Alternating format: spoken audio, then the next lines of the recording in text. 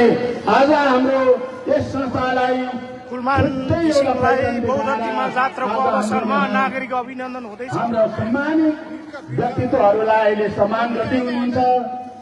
यहाँहरू चाहिँ एकदम धन्यवाद दिन चाहन्छु।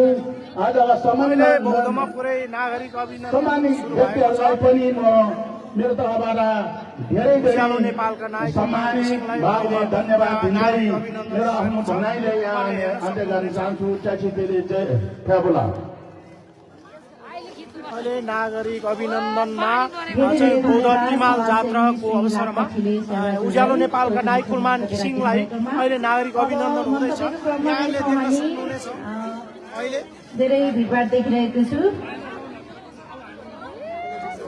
सबैजनाले सेयर गरिदिनु होला। यसरी नागरिकहरू पुरै चाहिँ अभिनन्दनमा व्यक्त भएको छ। व्यक्तित्व क्याप्टेन विजय लामाज्यू, उहाँको कार्यव्यस्तताको कारण उहाँको हामी शुभकामना अब सुन्दैछौँ।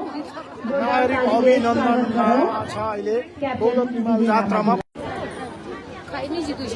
नागरिक अभिनन्दनमा छ। यहाँहरू सबैले सेयर गरिदिनु हुनुको निमित्त म हार्दिक अनुरोध गर्दछु। साथीहरू, उज्यालो नेपालका नायक कुलमान घिसिङलाई तिमाल जात्राको अवसरमा सम्पूर्ण उपस्थित नागरिकहरूले नागरिक अभिनन्दन गर्दै हुनुहुन्छ। यहाँहरूले हेर्न सक्नुहुनेछ। जोरदार तालीले स्वागत गरौँ हामी आदरणीय नागरिक अभिनन्दनमा अहिले बौद्ध तिमाल जात्रामा। धन्यवाद प्रफुल्ल, नमस्ते।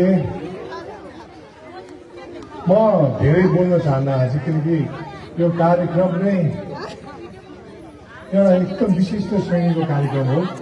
मौसमले हामीलाई साथ नदिए जस्तो लाग्यो, तर मौसमले नै हामीलाई साथ दिएको छ। अघि एकछिन पानी परेको कारण चाहिँ चोखो रहेछ है। अब चोखो भएर हामीहरू यहाँ जाँदैछौँ। विशेष आजको यस कार्यक्रमको प्रमुख अतिथिज्यू हाम्रो ऊर्जा मन्त्रीज्यू कान्छा लामा तामाङज्यू, विशिष्ट अतिथिज्यूहरू, आयोजक समितिका अध्यक्ष हाम्रो मिङमा तामाङ ज्यू, अहिले पुरै नागरिक अभिनन्दनमा जुटेका छन्। तामाङज्यू लगायत साथीहरू र सम्पूर्ण यहाँ उपस्थित सबैलाई मेरो जनताको साथ देख्न सक्नुहुन्छ। नमस्ते काफुल्ला। आजको यस कार्यक्रम एउटा ऐतिहासिक कार्यक्रम भन्दा म गल्ती हुन्न।